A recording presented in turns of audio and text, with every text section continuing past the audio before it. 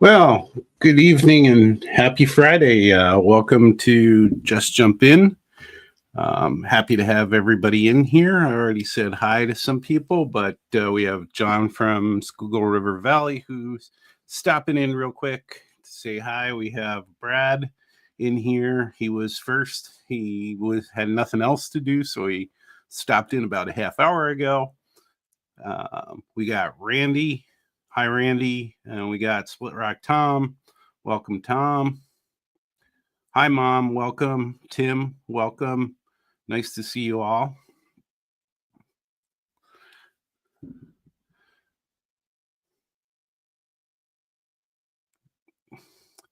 So, Split Rock, I did not get a cutting edge mat. I've had this one. It'll all make sense as we discuss this further. But it's related to what you see on the screen. And just shout out if you can hear me. Always need to check that. But many of you will know, if you know 3D printing or have any inkling of 3D printing, you will know that this is called a benchy. I have no idea who gave it the name, but it's designed to test your printer essentially and how it's going. And why do I have one? Well, last show I had said that I had finally saved up some money, did some research on what's the thank you John for confirming the audio. Did some research. I was originally gonna get a large bed printer, and then Tom had mentioned something about, can you fit it in a different way? And I don't have the room. Well, it takes up a little bit more room to have a resin printer because you have a couple other things you need with that. Plus, you need some good ventilation. I just didn't have that. For detail, you can get great detail out of filament printers, but most people go to resin printers for detail, and that just wasn't in the cards. So after some research, I shelled out some money, threw some part of it on a credit card, well, our check card, so it came out of our account, but I did get myself a printer at the beginning of the week this week, and I've been running it nonstop, testing out my skills and figuring out how to get better at it. And so I thought I would share.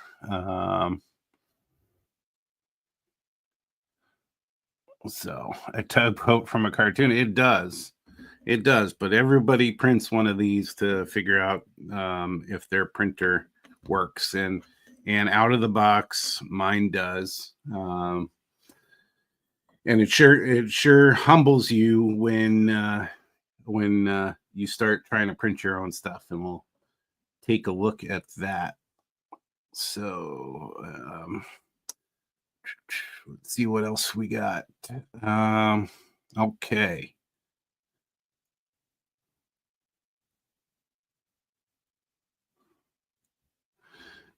Let's see here. So I'm just gonna throw up some fun.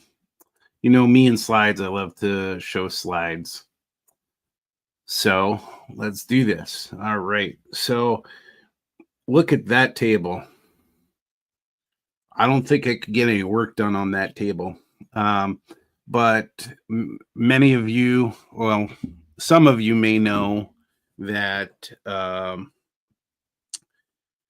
that where I had my work table for the hobby was close enough and in enough airway that it was near the water heater, and from using glues and paints and everything, chemical based stuff, the fuse in the water heater went off and shut down our hot water. And I think it was $150 later for a little fuse and some work. They fixed that, and we just knew that there's just not a way to keep all that away from the water heater, even though it's enclosed in another area. So functionally, I moved into the spare bedroom, which is my office for work, and I set up a table in here, and I left that table out, and I would go back and forth and grab stuff, and so it became quite a mess there, as you can see. But I kept pulling stuff and trying to find stuff in this room for my workbench. So I was looking for that is a coffee cup that I'm afraid to open because it hasn't been I hadn't used it since I was last there, which is, I don't know, a year ago or something. So I'm a little afraid to open it. Welcome, Gopher Girl. Nice to have you in here. A little late, but we'll forgive you on that. So I was going to Goodwill and I was trying to find, a nice solid table, pretty cheap for the printer. And then it dawned on me that I'm not using this thing. And so I said, okay, let's go for it. And took me a night of cleaning, and that wasn't so fun. I didn't even want to get started on it. It took me a while to get up and get started, but this is the table now. So this thing's been recycled forever. We had this many years ago. This was a computer table with a hutch, and I just retained the table part, knowing at some point I could use it for something. It's a little solid for drilling through for a train table, but one day it came to me, hey, that can be the workbench, and I had brought home some of the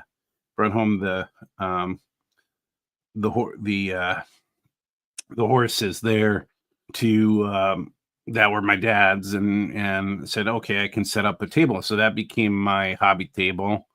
Well,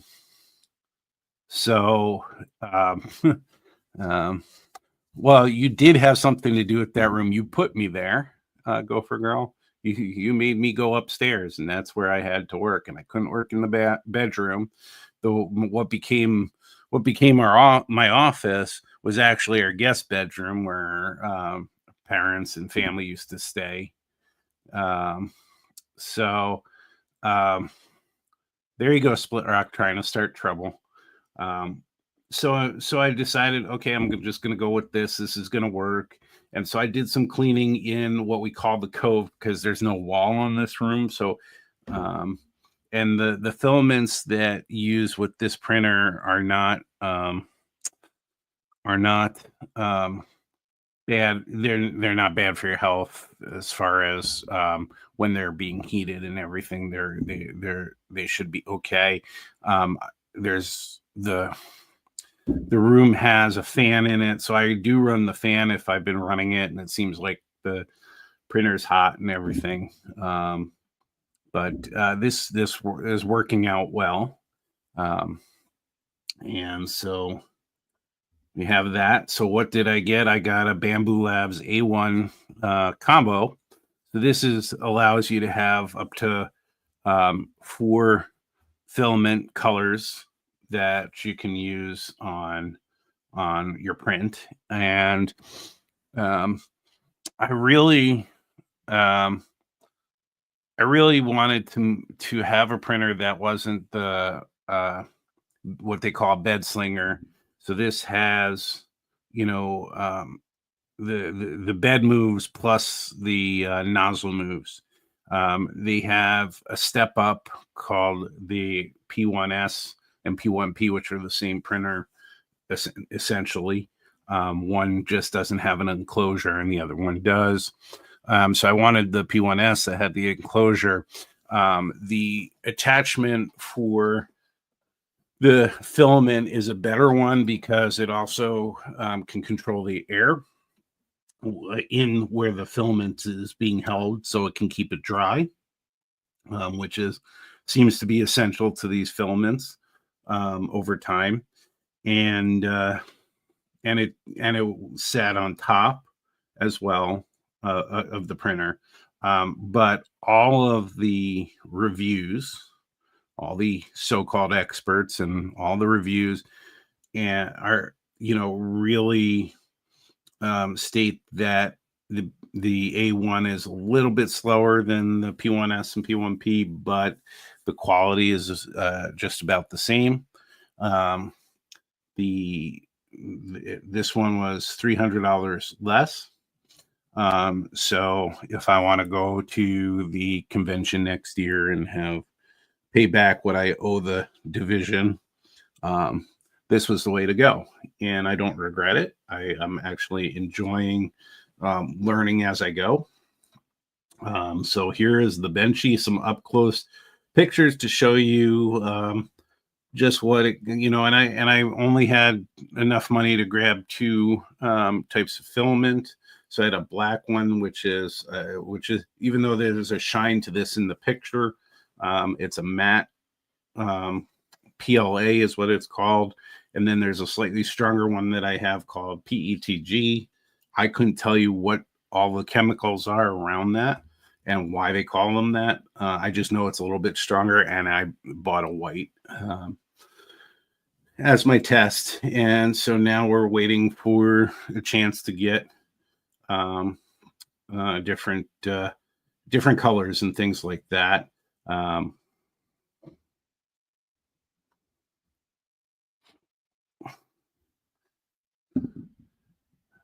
I will not share. I do not share, especially chocolate. So I'd rather pay the money instead. But I appreciate that, but I can't give up the chocolate. Uh, and yeah, and John, right out of the box. So the first thing I did is I printed the Benchy right out to see how it would print, and the printer has presets for the type of filament that you're picking. If you pick bamboo has it has an RFID tag, so the printer can read it right away. But if you're using other ones, they still have the settings for them. And what I've noticed on the filament rolls, they have the temperatures and controls that you need to know when you're setting these up.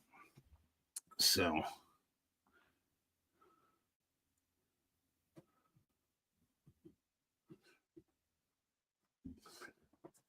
um, the Benchy prints in about 20 minutes. I think it was 26 minutes total. You can speed print it, you can slow it down. What I do with the printing is I have all of the presets on, so it checks the bed leveling, and it checks. It does a cleaning job on the nozzle, trying to get the previous filament out of there and everything. So it has about a 5-minute setup time. And so this was probably 21 minutes. This is one of your faster prints. Just to show you some of the stuff, that top picture shows you a little bit of stringing. There was a little bit of a something that happened on the bottom right. I don't know if that was me taking that off the printer, or if it was the print itself.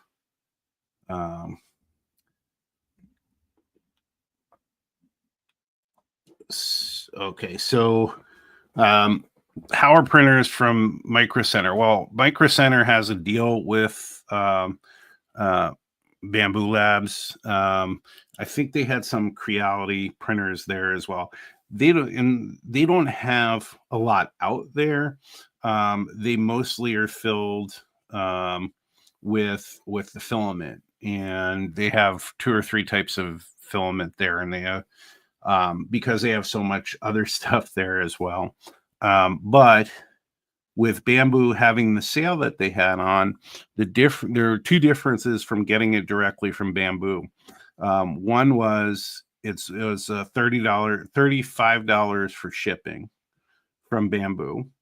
The other thing is they don't offer an extended warranty, and I'm guessing the printer will be old by the time of the extended warranty. So that was where the extra money was spent, was on an extended warranty with Micro Center.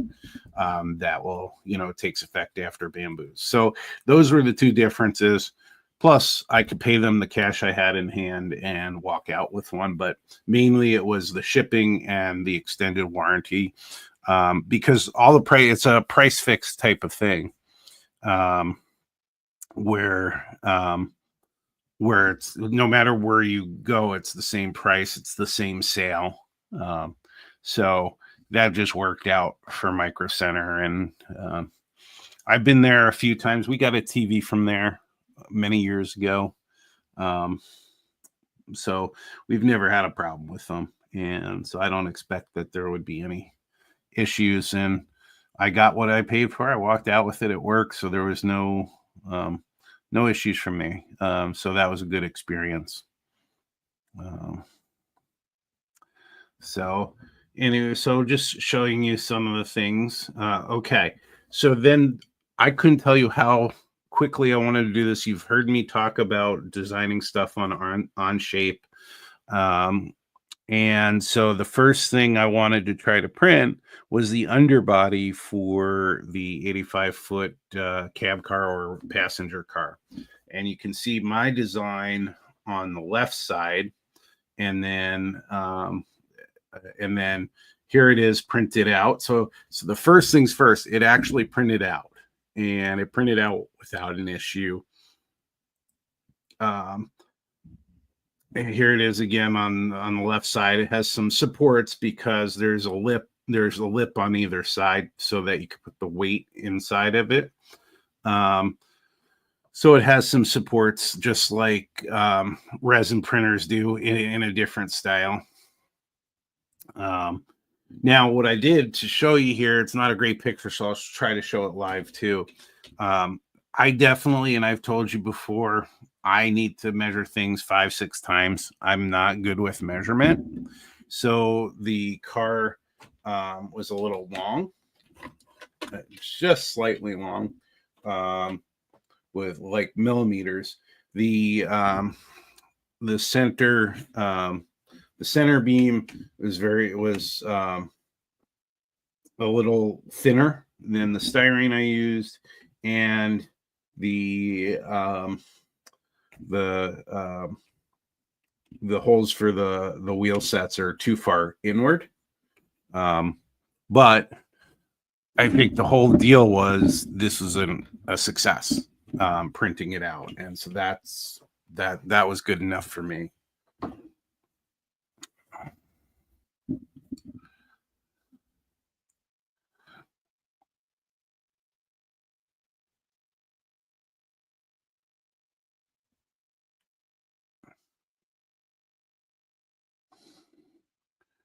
So I haven't had, I've had a couple things from Elgu, I think, certainly no printers. So wherever it came from, Randy. But I was looking at their printers as well, and they had a large bed printer that was cheaper. It didn't get as good reviews. So I was ready to buy that one. It also, you also got a discount on filament, and so it was still going to be cheaper than this one, but I'm again happy with what I got. And Split Rock, that's why it was easier for me to say I don't need the next one up from Bamboo, and I can take this one that's $300 cheaper. And that's what I want to do too, is I just want to learn and use it. And understand the whole process, and that's what I started to do with CAD drawing, and now this. Um, so yeah, and yep, there are plenty of printers out there. I think the hardest thing is to research all the printers and feel comfortable, that you've got the printer that you want. But and John, is your printer? Oh, you said it's a resin printer. Um,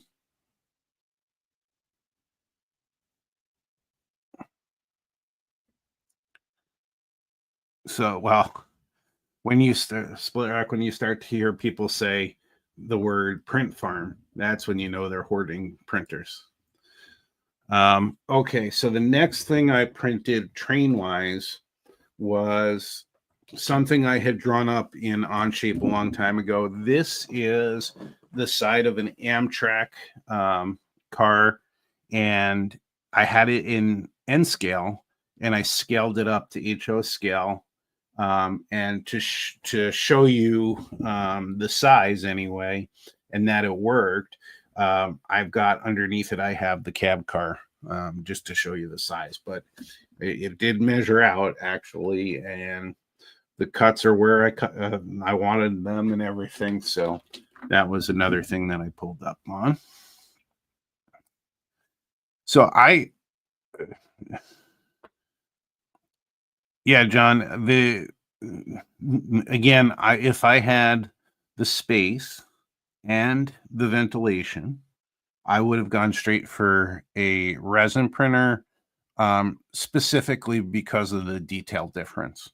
Um, and maybe one day that'll happen, but again, no reason to start, wait for that to happen, because who knows if we'll have a place where we can do that. So the picture on the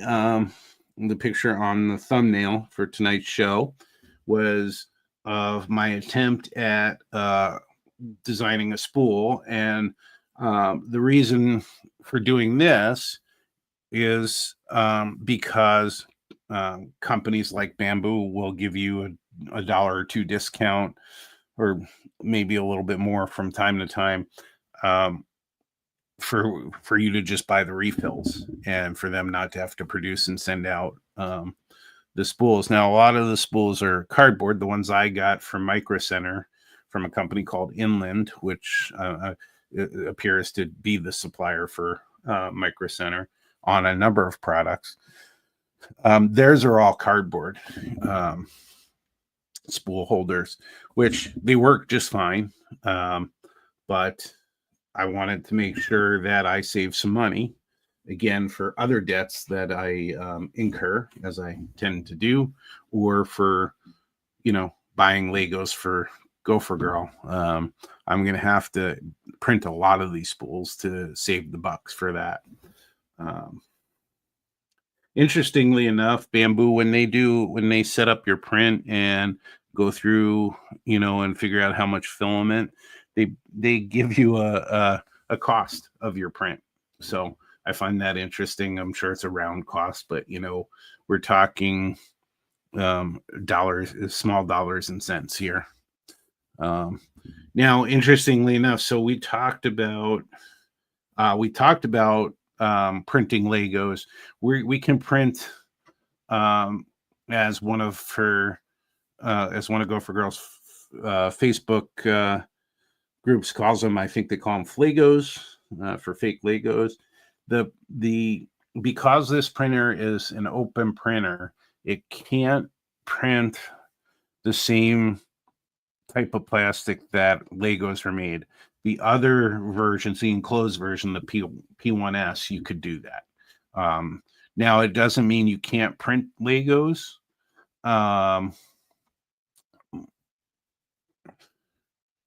And it doesn't mean you can't print Legos. And yeah, I told her she had to design the base plate, and I think she's just going out and looking for the files. So we're going to try it with other with our other plastics to see it. And I think what we see comment wise from people is whether the bricks stick together or don't, and that's the key. If you get it can't be my measurements, it's got to be somebody else's. But going back to this picture, so this was my first fail. I It's interesting. You get to know the sounds of it really quick because I was in another room. Door was open, so I could hear going. This is a very quiet printer, other than when it's checking vibrations. Outside of that, it's a very quiet printer, and I was kind of hearing it move when it flicks off excess filament and stuff. But then there was this really different sound, and so I was like, that does not sound right. And I came out, and there you go. There was the fail, all getting all junked up in the nozzle area and everything. Yeah, Randy, I don't do anything half-assed. So if I'm gonna fail, I'm gonna fail big, and so I did. So I designed this sign, and I was gonna have that for my videos and things. But you can see here, I had a fail. I did it again. I tried to fix some things. I had it mostly work, but not quite. One of the things you can't do is these two filaments that I have, the PLA and PETG, don't stick together well. So that didn't work for having the different color filament. So I will get a sign done anyway, but that was a fail there. Up in the top left corner here, you have a depot that I just found online, a small depot. I wanted to see if I could build this or build it in Onshape in a CAD program and make it look like something. And I was impressed with myself because I was able to get it to look like it did. Printing was a different story. So like I said, there's with filament printers, just like resin printers, empty spaces need supports. And so not knowing how to do the supports manually, I had them done by the system. And there's two types. There's one called tree supports, which look like trees because they branch out what look like randomly, or supports like this, which are what they call traditional, and it kind of did a grid pattern, and it was thick. And with HO scale, when you got wood 2x4s, which is essentially what these are, as the legs, made it impossible. And this is the PLA is pretty strong. So sometimes you can just pull off the filament supports. Sometimes you have to cut them off. And then on the bottom right, you have and bottom left, you have the stairs to the doorway, which I totally destroyed trying to get the filament off of there. So I don't love the filament for small stuff. So the more you can find a way to not have to have supports, the better. Or learn how to do supports so that you can do them in a way that you're going to be able to pull them off and not destroy your model. But this was a little bit of a frustration for me. So here, and I'll start off by saying this is the building part I actually did in a draft mode. I really just wanted to see if I could get the four walls standing and has the holes where they're supposed to be for doors and windows. I didn't want to fine print or anything. And so this one, from a support structure, it actually put the supports underneath, and then it had to support the two safety bars. That's where trucks would pull up to pull out the stuff, like the less than carload stuff taken off the trains. So draft modes, it's kind of really just a fast mode with larger lines. It's not super fine. You're gonna have, it's gonna be very visible lines. It's not gonna be a nice print. Just like anything, it's like a test print, basically. You can see some of the warping that happened in these pictures. So one of the things that I learned actually from my I don't know what you call him, my cousin's husband, um, was that most of the stuff I sent him had kind of default walls that I was doing in Onshape. I wasn't paying super close attention to wall thickness, and so he either had to adjust the wall thickness um, or it made it printed okay. So this is super thin, so I could go in now and tinker with Onshape and thicken those walls.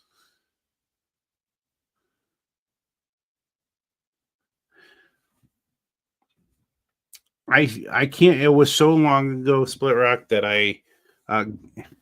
hey, good night, John. Sorry I missed your message if you ran away. I will see you on other chats this weekend. Nice to have you in here. So do the door holes, I can't remember if I designed them that way. And to be honest, I really was trying to follow the measurements that were in the picture that I found online. It was a drawing of a simple depot that I found, and so it was a perfect starter. So I don't know if it will fit them, but you certainly, then that might mean that I have to design and print windows and doors. So not really sure. But I was still impressed that it came out the way it was supposed to. The second level didn't. And the reason I have two levels here and why you saw, two pictures or two colors is I just colored them differently, all the parts differently to see the different parts. When I originally put the file on to the A1, it was telling me it was too tall, and I knew it wasn't too tall, but I thought it was a good practice to learn how to split and model in Onshape. So I split it so that it could print in those parts. So I had the deck and the stairs print on one print, the first floor, and then the second floor on separate prints as well. Now this was interesting because I was trying when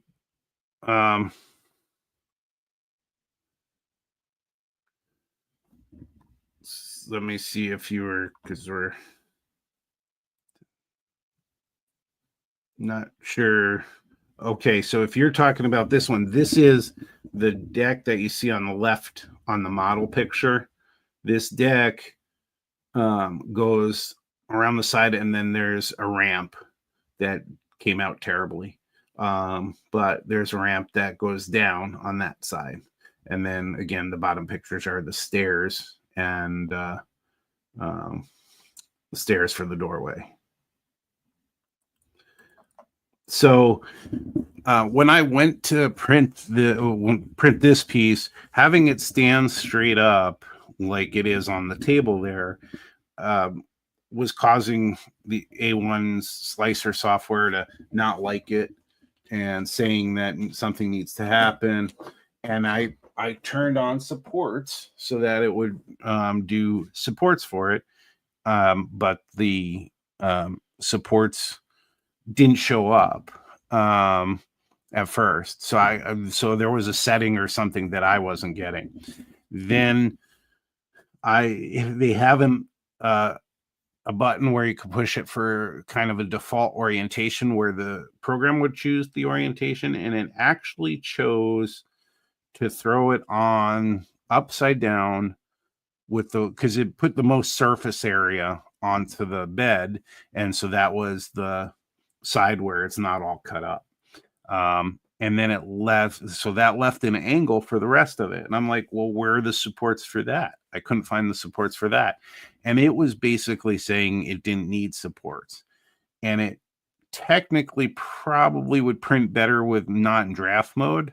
I don't know how much better. It'd be interesting to redo it. But in draft mode, this didn't work out so well. It's going to rain in there and everybody's going to get wet. So um, I certainly can print it in a finer mode and see what happens, or I can manually add supports to it and learn how to do the manual supports, which would be kind of interesting. So I just wanted to show you this one with this printer having an A1 printers having multiple colors, and you can't do it with the A1 and this what they call the AMS Lite. You can't do more than 4 colors unless you switch out colors. So you could switch them out and have more colors. But the other AMS system, you can actually daisy chain and have, I don't know if it was up to 16 colors, I think. But the biggest complaint about this printer and the way it changes colors is all of this waste. And so what it keeps spitting out this way. So when it goes to change the color, it'll spit it out, it'll bring in the new color, and then it'll run it through the new color, and you'll see a kind of a mix, and that'll spit that out and off to the side, and then it will and then it'll spit some more out, and then if it's not happy or something, it spits some more out. So there's a lot of waste. So people talk about a lot of waste. The bin that you see there that it's falling into was actually printed on the A1. I haven't figured out what you can do with the debris. I know there are videos out there that certainly talk about it. I don't know if you can make a gray out of it or something. Who knows? But you can see I even had a problem with that print. You can see the seam coming off the side, and it printed out really, really thin. So I would probably play with the measurements on that one. I'd probably pull that into Onshape and try and thicken that one up just to have a solid thing. But it certainly is a lot of waste for sure. So you have to be okay with that. If you're not, and you environmental issues are on top of your mind, 3D printing is probably not for you. But I'm certainly okay with it.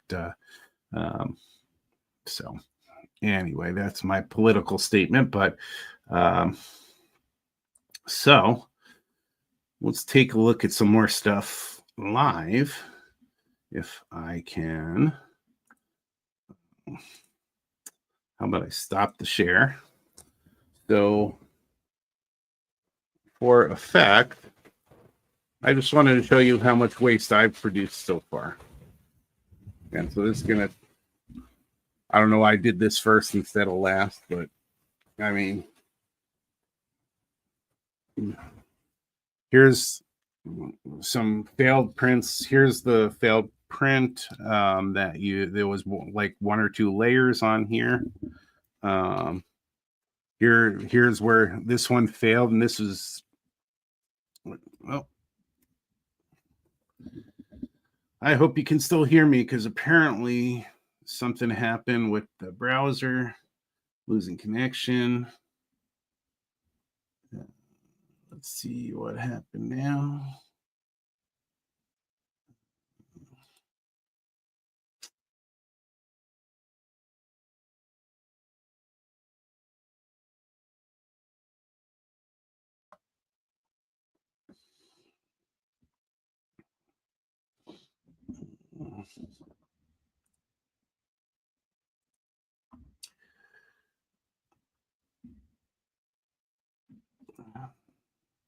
See, now I have the camera going. I don't know what happened here.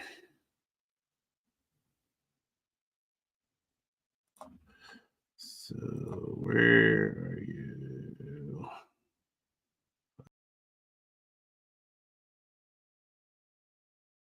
Try again.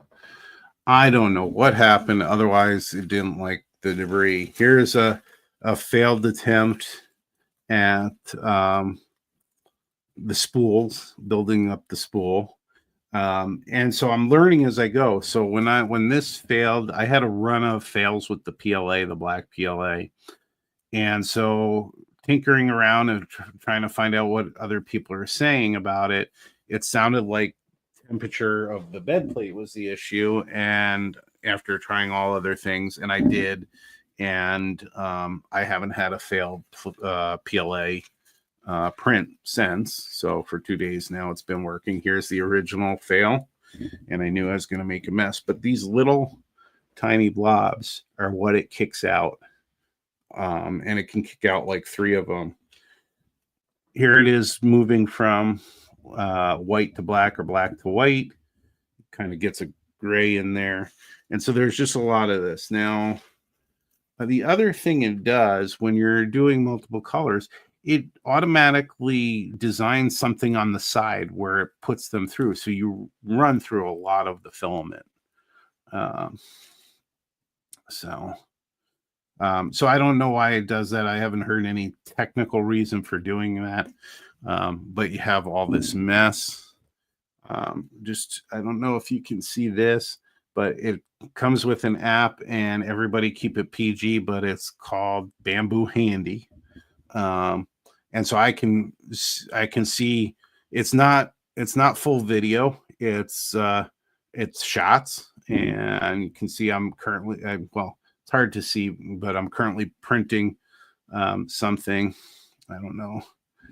It's not picking up all of the information, but it's an information about where it is in the print. You get texted, you get a notification on here if prints don't go right or when they complete.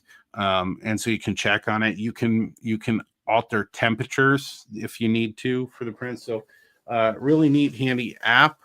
Probably why they called it the Handy. It also links out to some of their, I don't know if they certify the artists that make some of these prints, or if they have to pass anything specific. But they have a community where you can print right from the community. You pull them right in, and it uses all kinds of presets that are either set with the print, or set based on the type of filament. So it's definitely one that it's a great way to get in and start printing, and has a community, and and their machines are solid as far as being able to work. Let me leave that out here. And like I said, I don't know why I threw this out this early in the show, because now I got to clean it up to show you some of the other stuff, and my floor is now getting pretty messy. But yeah. All right. So there you go. So this mat, I actually, since we were talking about it, I actually got this mat for the other table, for the other room. That's why I was able to bring it in here.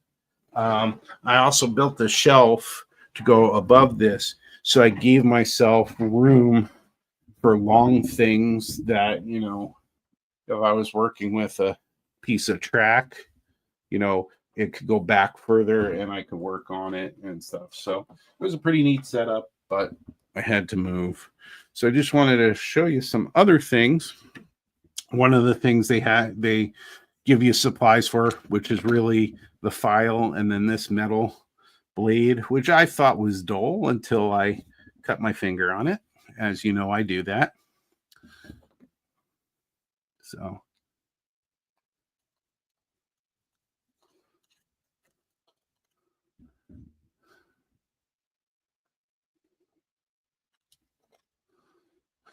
it's got that new mat smell. Yeah. It's I'm telling you, it's not new. I've been working on it, but I didn't work on it as much as, and I don't know why people don't love this mat. I mean, that's got history, it's got experience, and and then not to be outdone the other side. I don't know what's wrong with that. So, this is a much bigger mat. That's 18 by 24. And so anyway, so they give you the file, you print it out. Of course, their files print perfectly, and you put it together, and then you have a scraper to get your prints off. One of the things I did learn is you don't have to jump into using the scraper. If you cool down the bed, most people say cool it down to room temperature, and the print comes right off. And so you're not really pulling hard on the print. It's not still hot and moldable at that point. So first of all, let me show you. I actually did have success. So here's one of the spools. And today I printed this spool on one printer, doing the basically 3 pieces. There's kind of a lock in here, and then the 2 pieces. Depending on your settings, this could be faster or slower. And this one, each of these took probably a total of 5 or 6 hours, about 2.5 hours on either side. It depends on what you print. So let me see if I can show you this at all.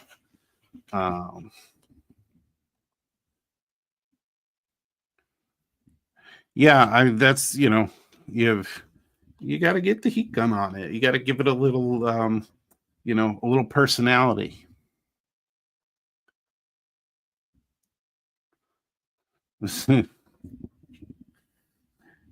I don't see, it was a little bumpy, so I didn't get, flat cuts all the time. Maybe that was part of the problem, but I don't know if you can. I'm trying to line this up with the lines so that you can kind of see. I was close. There's probably 2 millimeters difference here, with this one being a little bit long. This line here came up twice now, so I don't know where my design I am showing a line there. And then here you can see here are the truck supports here, and mine are in here, probably a centimeter or 2 in. And then the instructions for this said to round off the edge. So I guess it's like beveled the edge of this. It didn't make it thinner. I think it was just the wrong size compared to the styrene strip here. But this was one of my first prints. Here's the other side of it. This is where the weight would go. I'm not sure you could see this real well, but this is kind of flush, and that's kind of broken. And you can see this side you can maybe see it there, has that little lip there. And then there's an indentation in here also where the weight goes. But this broke off attached to the supports. So this, the surface needs supports on the bed. And so this had supports throughout, and I had it upside down because then you would end up with more supports on the bottom end, and you're not going to see this end here. So if this has markings from supports, that's not as important as keeping this as clean as possible so that you can glue other parts onto here and everything. So that broke off, so that wasn't good. But I still call this one a success. So then I wanted to see what it would be like printing it with the PETG filament.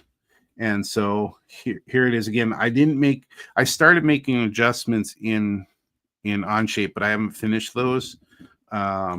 So I just reprinted this. So you can see some of the things that are still there, like this line here and this extra layer in the corner. For some reason, it's still there.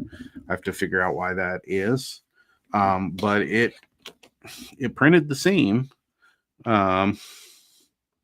And this is a little bit of it still bends quite a bit, but this one flexes a little more than this one. You can see here that the supports didn't, and my gentler touch made sure that this was still here. You can see some problems though with it too. And this was a finer print. This was not a draft print. But it got on one of the layers, it got messed up, and it kind of it survived it, but that's definitely a problem there. Did the same thing on this side. Hard to see in this white light. And then also hard to see here, but there's an imperfection in there as well that you can see on this end. But painting that would make that disappear and everything. So the other thing too was the first detail on the bottom that I did was the I believe it was the battery box, and what it comes out to be is a little square. So I actually started with the PLA. You're probably not gonna see this, but there is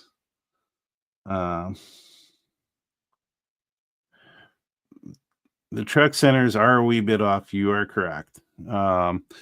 There is, so one of the things I wanted to go back in and do is on the prototype, there's like kind of an X design that goes from corner to corner and raises up.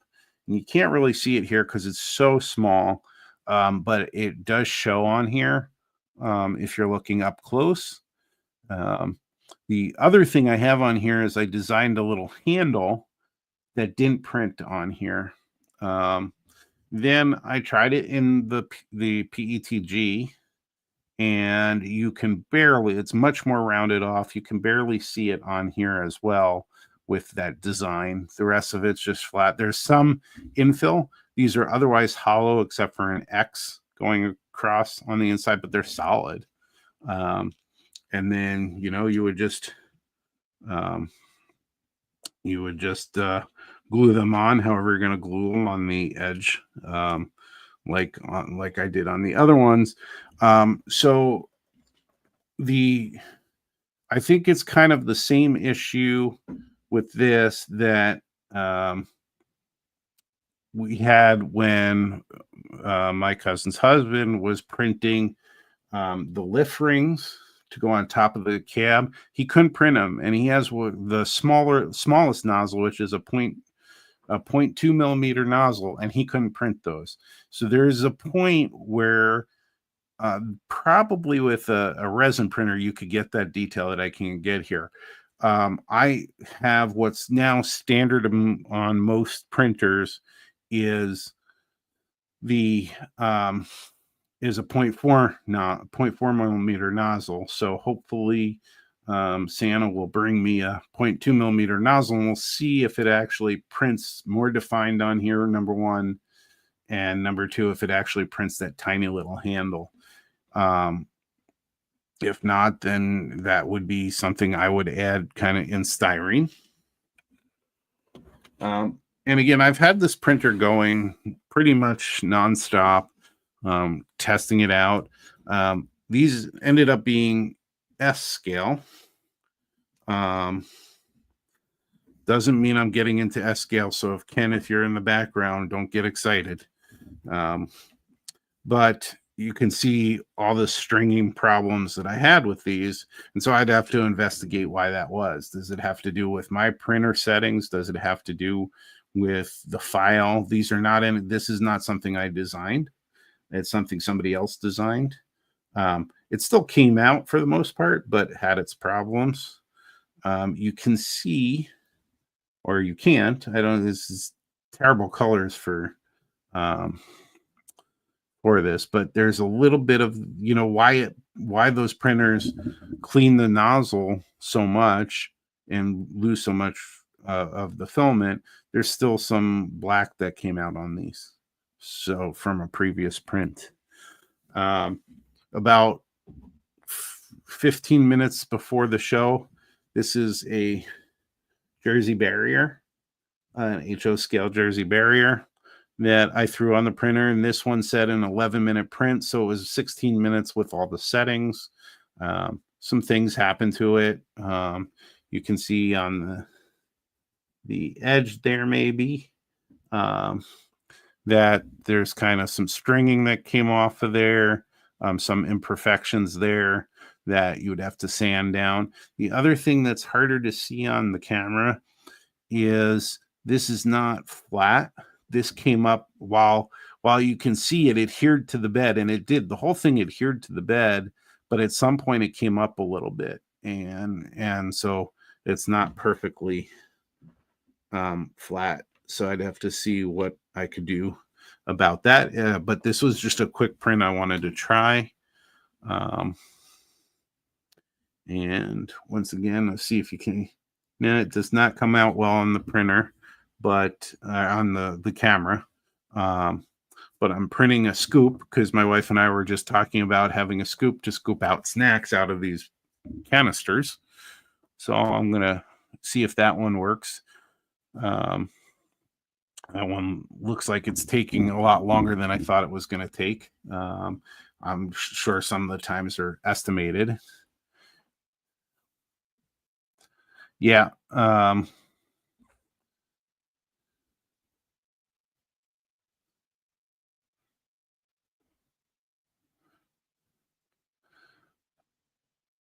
So, okay. So,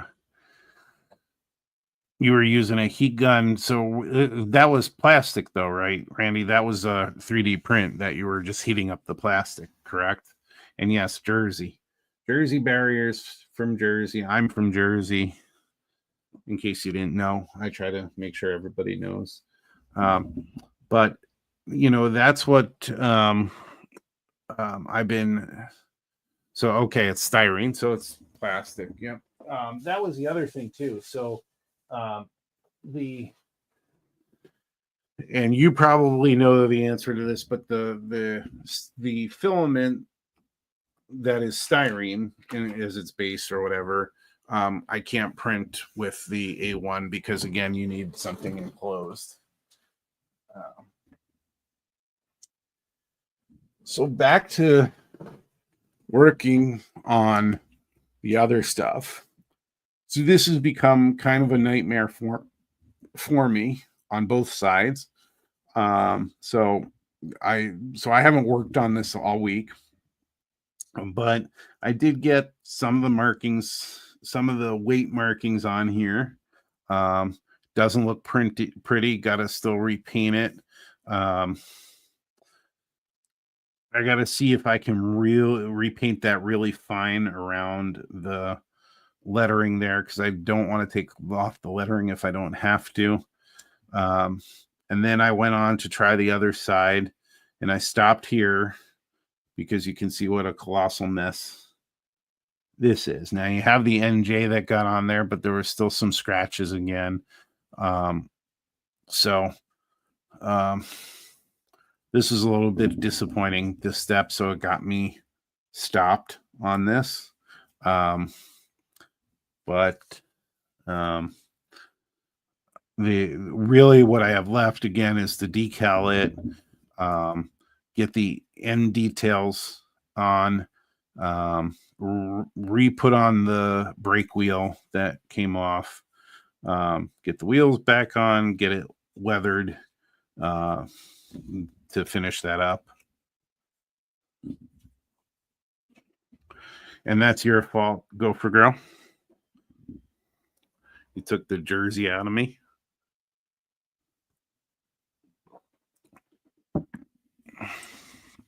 And put the Minnesota in me, and I still harbor feelings about that. Yeah, so that's where we're at. I wanted to try and print something else, so I was gonna print the wiring that's on the center sill. I was gonna try printing that, but I'm gonna wait until I am able to get the 0.2 millimeter nozzle. I just think, you know, being able to print the wiring and stuff, I think it's doable with a 0.2 millimeter nozzle. I think it's a little harder to do it for with the 0.4 millimeter nozzle. I got to get these wider and everything to house them, but I think I definitely could print that. So the idea now is I did start designing the air reservoir. So I have a design for at least the small one in the middle that the other cars will get. And so at some point we'll see how that prints out.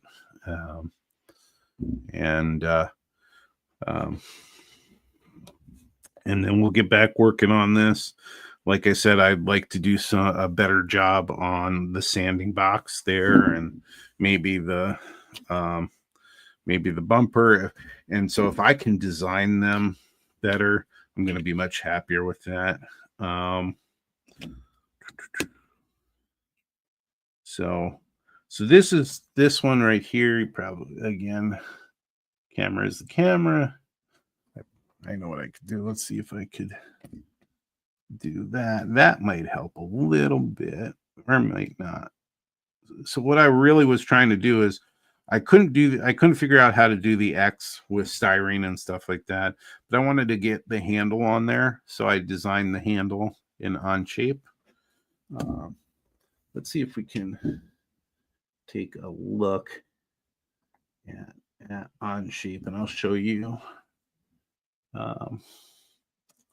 Let's see, share screen and share that. And see if it works. So, no, go back. Oh, yeah. So let's try one more time here. All right.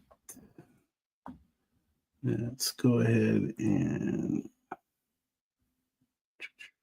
share the screen one more time before you all run away from me. Okay, so the other thing that I tried to build or tried to print was this. You don't need to see. So I tried to print this girder bridge. This is the one that I did a build along with the New Tracks modeling group, and it came out. There was only one flaw, and I couldn't get assistance on. I couldn't get assistance on fixing it, but you see the girders and the nut bolt washers on the bottom there. And if you come over to the other side, you see these gaps. So something in the measurement went wrong. Shocker, measurement, me. I went to try and print this. That was one of the things that you saw where it was just the supports failed.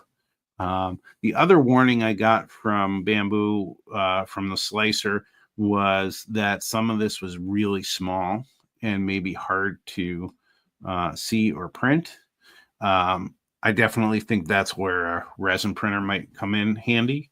But I'm still going to try and figure out the settings. So I have a lot of learning to do with the settings in the slicer. Also, there are other slicers out there that I could use and get used to, and maybe we'll get that printed someday. But my goal is to get this one printed because this is a really neat build. I don't have a use for it, but it would just look really neat if I could print it out. And so let's see here. All right. So here's the underbody stuff. And I probably could get rid of, how do I get rid of this so that we're just viewing this piece here. So this here is the supports and that go with the wiring, and the wiring that would go over the center sill. So I think it's probably a little too thin and tiny for the nozzle that I have. So I'm waiting to do that. But these are all pieces I have been working on. Here's the underbody again. Now the part that's a problem is how I built the supports for the trucks. They're not movable this way, so I can't just move them out down the line. So I might have to rebuild this.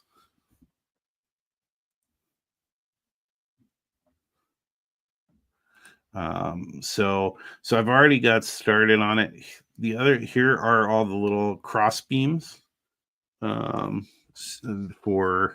the underside. So I could try printing those, and I just have a whole bunch of little tiny cross beams. Main junction boxes should be really simple. The long one is the one that's for the cab car, and the rectangle one for the cab car. Square one is for the other cars. That's a simple print.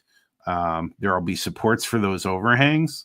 That always makes me nervous now that I've been working with them. But if I can get better at understanding the supports, maybe I can do them manually and make them work. Randy, do you do your supports and your resin prints? Do you do those manually, or do you let your programs handle that? What else have I done? Here's the air reservoir, so I could go ahead and try and print that out and see how that comes out. So I'm going to leave that for tonight. I'll try and do that. Here's a close-up of the battery box. Really gotta. There we go. No, there we go. And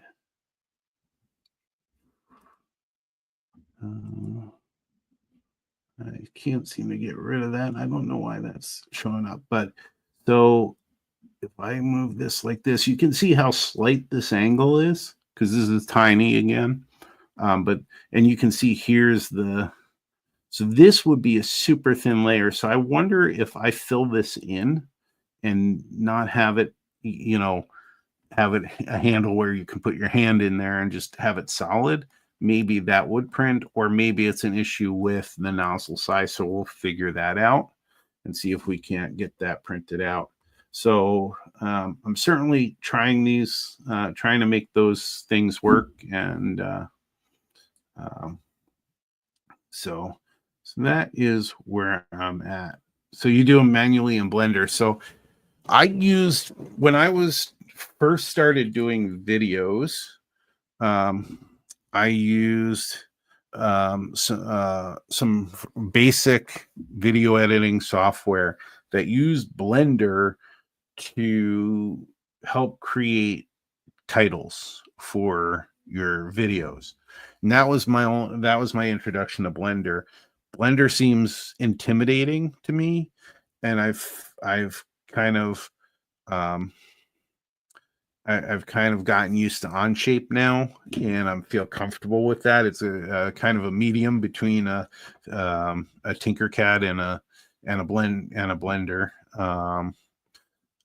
So maybe I can, at some point I'll reach out to you, Randy, and maybe have a conversation about how you create them, and maybe I can do them in Onshape, or maybe I just learn more about Blender than I already know. But I do want to find a happy medium so that I can print these things out and have kind of thin connections, if possible, right at the top, so that they're easy to come off, because the stairs and the platform were just disasters from the point of view of they would have worked fine if I didn't have to pull all those supports off. But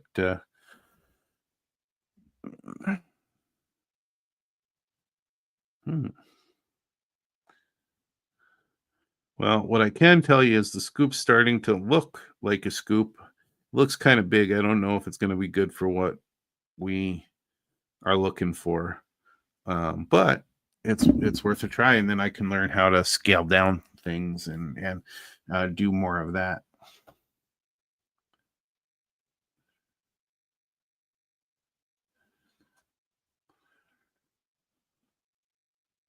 Yeah, I certainly, it would be. I'm open to learning any of it, to be honest, but like you said, it's a little bit intimidating. It's got a lot of parts to it, and you know, for anybody who's thinking about doing CAD type drawings, um, and Split Rock, here's the thing: you go if you go to Tinkercad and use Tinkercad with a free program, um, a free online site, you don't have to draw a square. They have a square, where you can pick the square and then you can design off of that square. So even you could start with that, um, and I'm sure you can move your way up. Um, you have a career where you're driving engines. I'm sure you can handle some CAD programming. It's Tinkercad is not is a website, so yes, you can go there with a Mac. You can go there with a Mac. Uh, so, and I think I showed it last time, but let me see if I can. Okay, so let's share Tinkercad.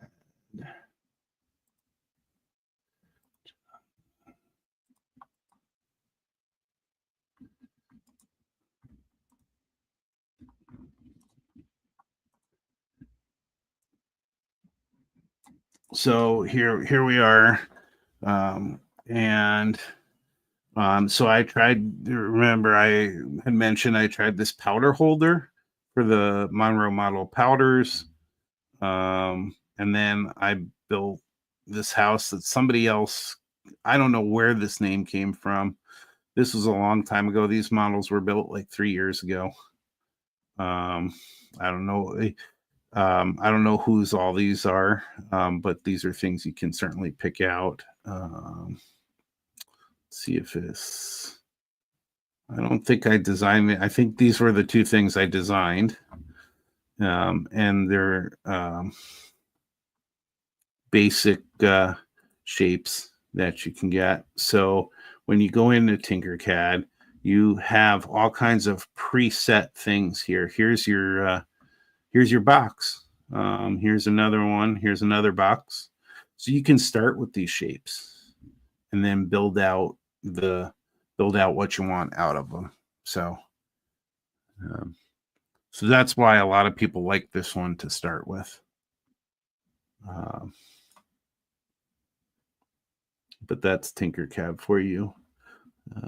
And once you get into you put your shape out, you pick your shape, you place it, and now you can do things to it. You can that you can do with other CAD programs, but you know this one kind of makes it easier to do it. It has some preset things that it can do for you. Um, and let's see here. And it makes it easier to click to change these things. Um, and so you definitely can learn this. That's Tinkercad for you. Sorry. There you go.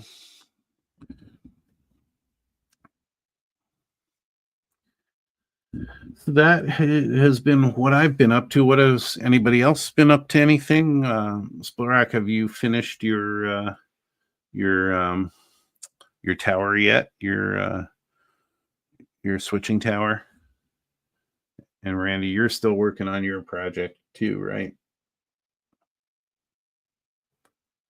I know Gopher Girl's working on how she can spend our money. She's always looking at Lego stuff. Fighting with your truck, so that's taking over your time. So it's a little. Are you able to translate your N scale tinkering to your tinkering with your truck?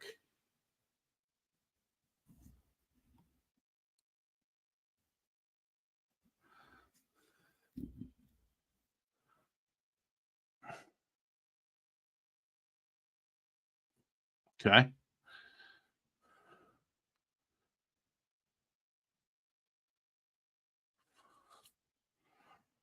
I know which one she really wants right now.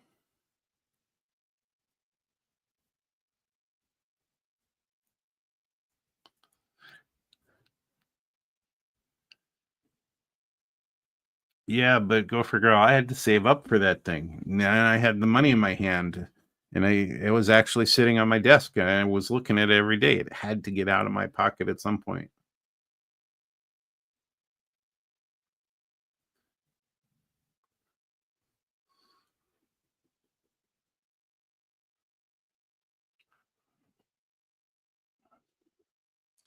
So, you know, there's an interesting world out there of Lego world. If you go on just on Facebook alone, there's like a bunch of groups for just like for model railroading interests. There's a bunch of groups for um, um, Lego, and what's really neat is she's part of one group where they have um, raffle type things or where you pay into it, and if you win you can win money or gift cards or some things, and that's really neat, and it certainly helped helped her out with her Lego collection.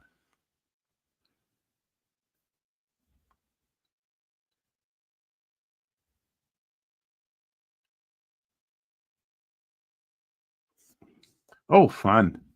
That must have smelled good. So don't you have dual batteries, so if one goes out the other one's there? Now you had to replace both of them.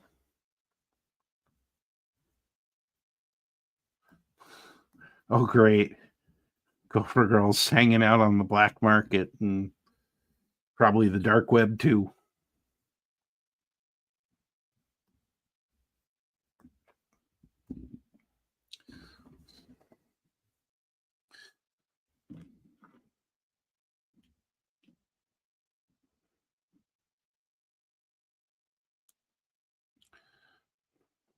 That's kind of ironic, Randy.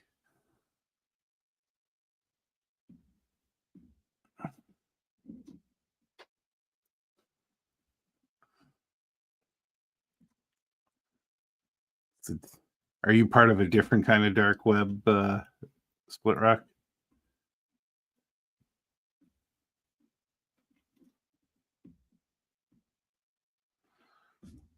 How many more frames? Um, so um, I don't know if I'm gonna focus on that.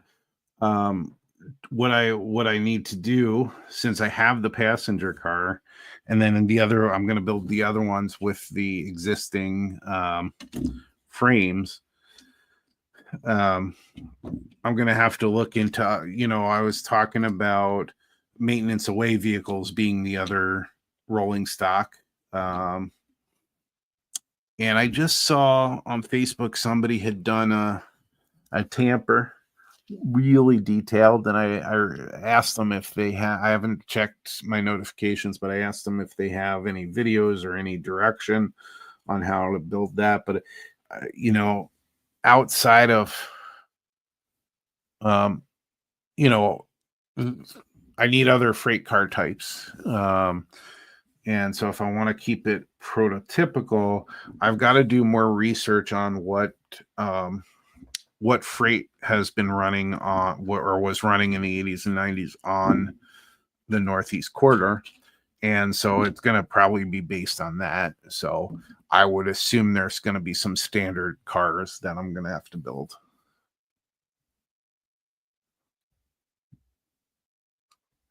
And I totally plan to have at least these two cars um, there for evaluation. Um, I did show the paperwork last week, I think, or I showed it in the Facebook group anyway. Um, and it sounded like, and I showed it in the AP Facebook group, and it seemed like that was the appropriate um, amount of work on the paperwork. Um, so I'll have to do that for this car, as I'm still obviously still not finished, but I can certainly get the paperwork going on that. Um, it took me 3 hours for the paperwork on the flat car and just has some finishing up to do as I finish this up. So over time, I can get that done for the modelers meet, hopefully, unless something happens and gets in the way. So I'm hoping that I'll get my two cars evaluated there, and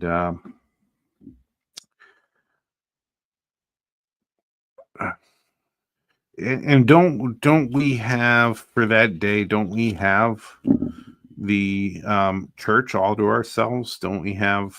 And there's a number of rooms there, aren't there? I'm assuming you probably want a room that's away from the crowd to do the evaluations. You probably don't want to have it out in the lobby or anything like that. But there should be room there if I remember correctly.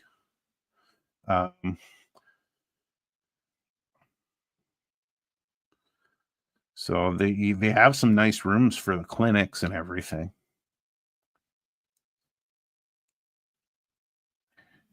Yeah, I mean, well, you could sit in the kitchen and do it. there was room in there. Uh, but yeah. Um, who would it be? You and Dave? Would there be anybody else helping with that? So it's not kind of all on the both of you to do the evaluations.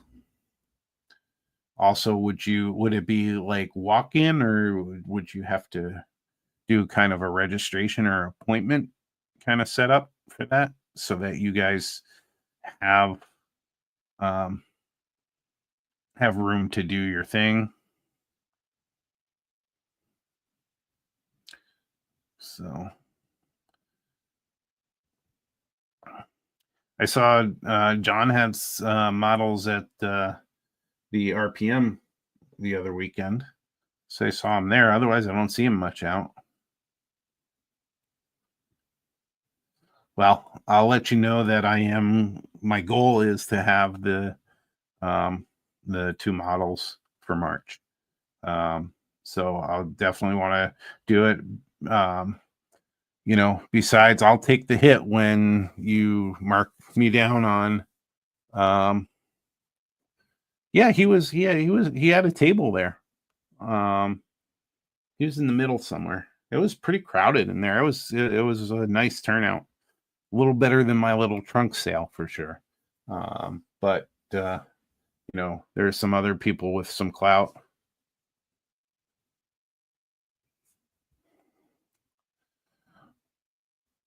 So yeah, it just depends on what you mean by a miniature train and how much detail.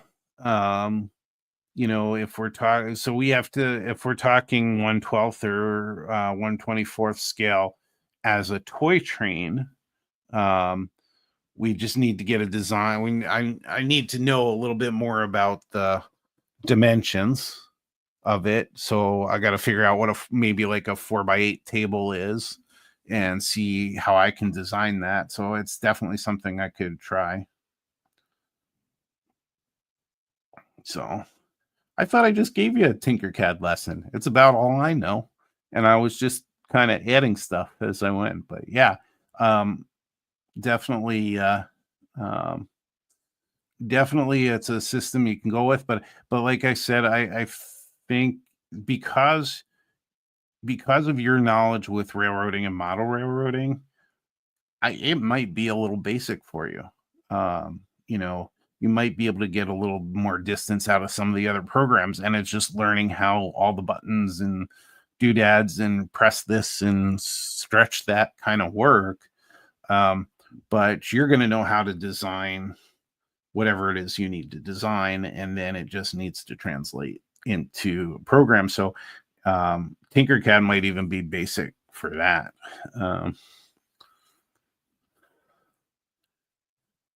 Yeah, yep. So like anything else in a program of any kind, they're commands that you put in one form or another. And to, when you're making for instance, when you're making a door or window, you're always removing stuff. You're not making the thing, you're removing it. So when I built the depot, I had to tell the program to remove material in the shape and size of those windows and doors. So, if you, and then you have to understand just how to connect the walls and things like that. But um, what I made this comment in the NMRA Facebook group, it would be nice if there was a way or a permission for us to share files freely with each other, because there are certainly websites like Thingiverse and printables out there where there is some free stuff and then some for pay stuff. But it would be nice just to have a community of creators and model railroaders that can share stuff. Hey, don't knock it till you try it, Split Rock. 692 hours is nothing. My phone tells me all the time how much I watch videos. Yeah, and so the other thing I went on, I'm not one of the things I have to learn to be more to use better is Discord, and there is a group on the Discord channel for 3D printing. There aren't people sharing files in there, but it would be nice to have kind of a repository of files. I think from an NMRA perspective, there might be some hesitance from sharing files and then people claiming it's their own work and that sort of thing. And I know you have to prove it's your own work and everything, but I could see that being a kind of an institutional roadblock. But it would be nice to do that. And so yeah. So, Mom, I'll look into some measurements and see what I can do to design something like a little, traditional figure eight kind of thing. And um, even in 1/12 scale, I'd have to see, it'll be pretty small. It'll certainly be bigger than HO, but I will definitely look into that and see what we could come up with. I don't want to compete with Michael if he can make you some good stuff and it actually sells at some point. I don't want to get in the way of that. But if I can come up with something, that would be pretty neat too.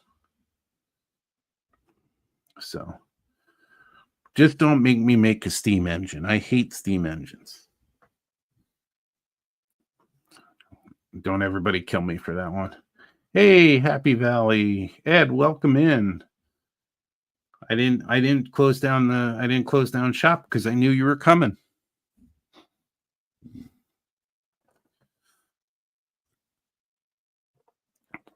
So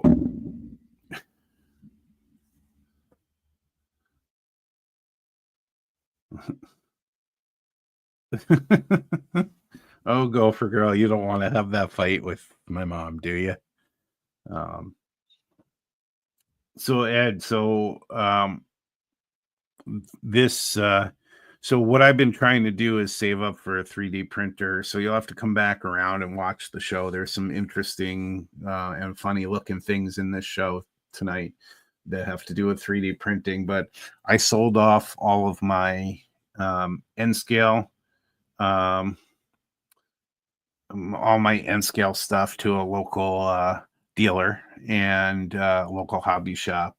And so that, along with the other money I saved, allowed me to dive in and get a 3D printer. And so we've been talking about, for instance, the cars I've been working on, I wanted to start to try and design it in 3D. So here's a 3D print that I did I had already designed this in Onshape, but I got to print it out, and it showed me all the things that were wrong, and they were all my own things. They weren't anything wrong with the printing. The printing was great, but measurements are all off and everything. So we had been we've been looking at that tonight, and so definitely go back and take a look at the show. Uh, so anything good at your local NMRA meeting this evening?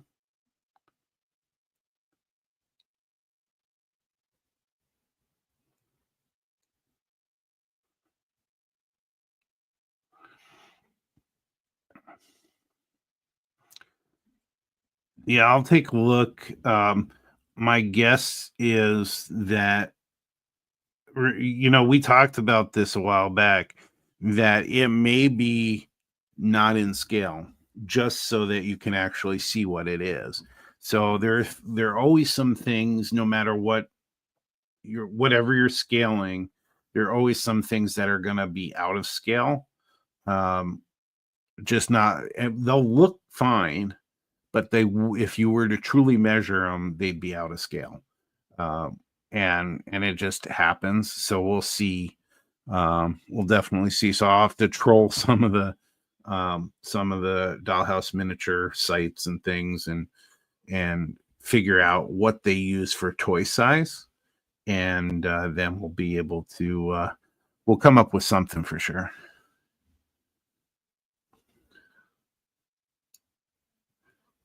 Oh, cool, cool. Um,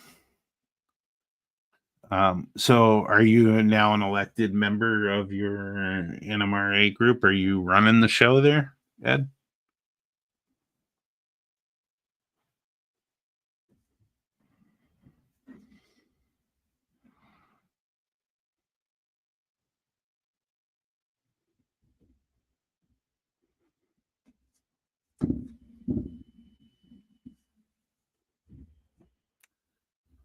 So I was just checking on the print to see if I was going to have it before we all said our good nights. And just from the look of the video shots, it looks like looks like off to the side there was a problem with the scoop, but it looks like there's a scoop on my printer bed. So we'll take a look at that. Let's see if you can. Once again, not a great shot. I forget you can zoom this in, but there's a scoop there.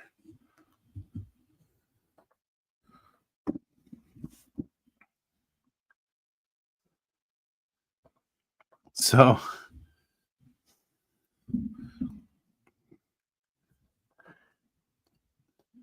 I'll bet there's nobody in your group that's modeling what you're modeling in. Thinking about it, there are only a few out there that I know of that are modeling your era, and the fact that you're not in a standard gauge too. Um, you're like me, you like to make it hard on yourself for sure.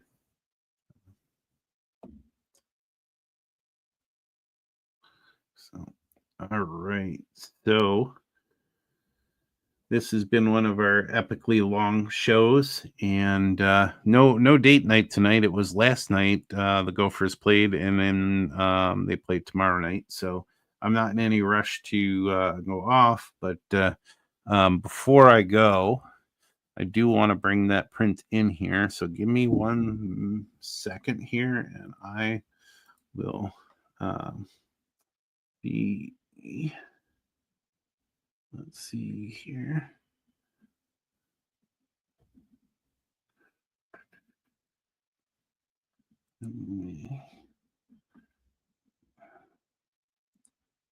Let's see there.